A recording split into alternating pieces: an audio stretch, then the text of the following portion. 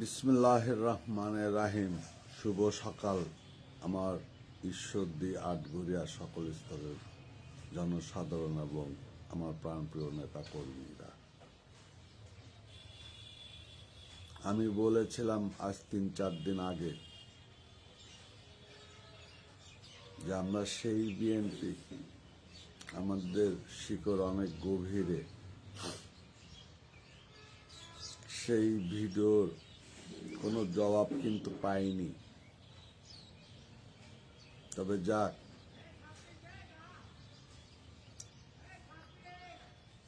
মনটা ভরে গেছে।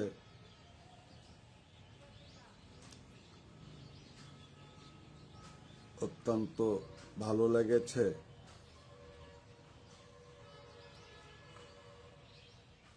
এই কারণেই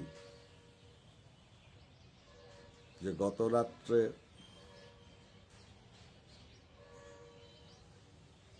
একটি মেসেজ এসেছিল হাইকমান্ড থেকে।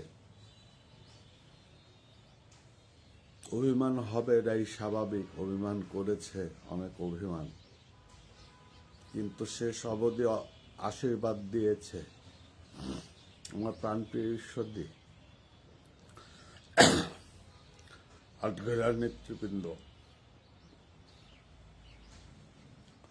অভিমান তো করবেই, কারণ তাদের আস্থা, তাদের বিশ্বাস,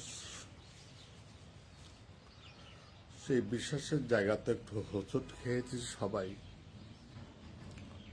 তবে যাক,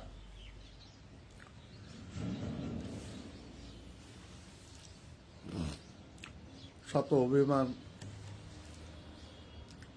থাকলেও শেষ অবধি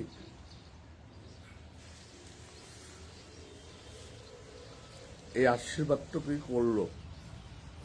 ঠিক আছে, যদি ভালো কোনো রেজাল্ট করে আসতে পারো, যাও, উপহার দেব কিছু। আর না করে আসতে পারলে তোমাকে ভুগতে হবে। যাই হোক, এই শুভ সকালে এই সুন্দর বার্তাটি দেওয়ার জন্যই রাত্রে বলিনি। আমার প্রাণপ্রিয় ঈশ্বরদীর সকল স্তরের নেতা কর্মী এবং আমার সকল শুভাকাঙ্ক্ষী নেতা কর্মী,